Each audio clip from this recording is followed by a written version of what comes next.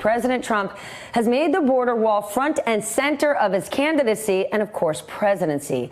And he apparently has a very specific person in mind to build it. The Washington Post reports that the president has repeatedly urged Homeland Security officials to hire a specific North Dakota-based firm whose CEO is a GOP donor and, oddly enough, a frequent guest on Fox News as the contractor to build the wall on the southern border. That contract is worth billions of dollars. Joining me now to weigh in from the Washington Post, writer of the must-read morning newsletter Power Up, Jackie Alemany, and Anna Palmer, senior Washington correspondent for Politico and author of the DC's other must-read morning newsletter, Politico Playbook. Jackie, to you first. In a statement to your paper, the White House said this: the president is one of the country's most successful builders and knows better than anyone how to negotiate the best deals. So, first of all, that's not the case. The Trump Organization is not known as one of the country's best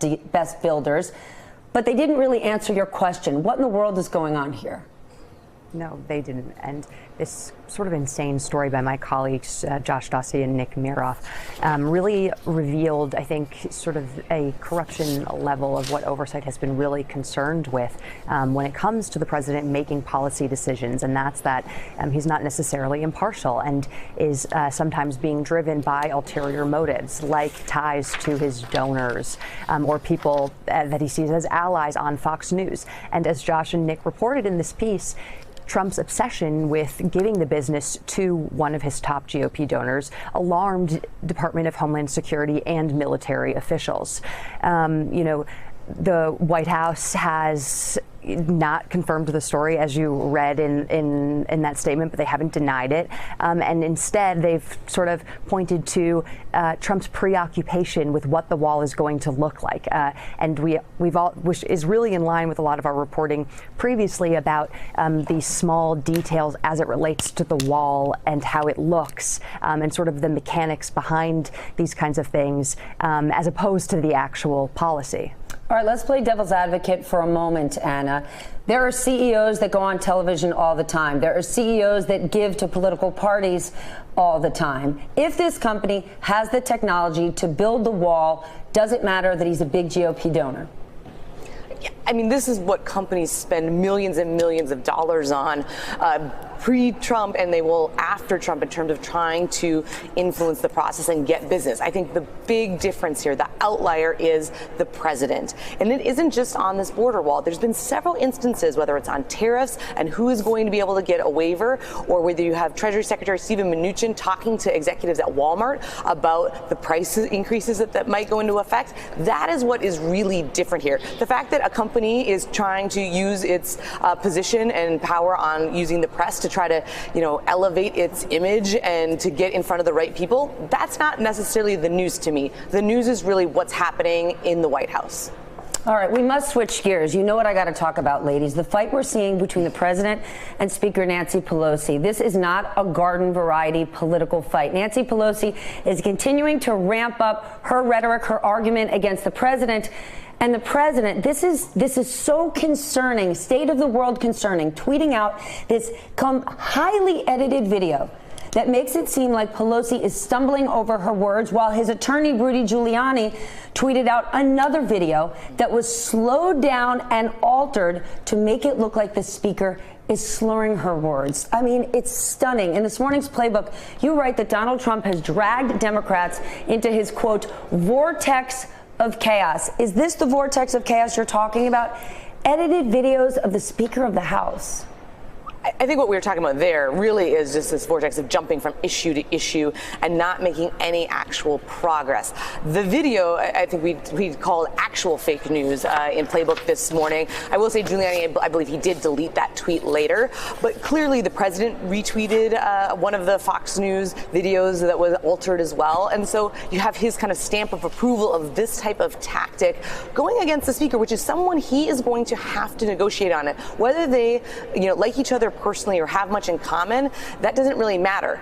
And whether Democrats are investigating him, that doesn't matter. He is going to need them on key issues, including his trade deal with Canada and Mexico, on raising the debt limit, on keeping the government operating. Those are all things that are going to have to happen before the end of the year.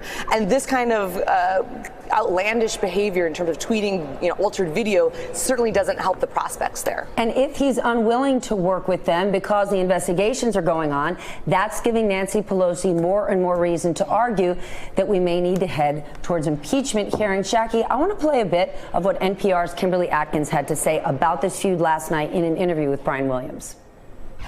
I'm not a psychologist, but it seems that this president seems to hit at others on the issue that people come to him on. And when his own... It's been said about him. Yes, and when his own competence and stability is questioned, like he's insisted he's a stable genius.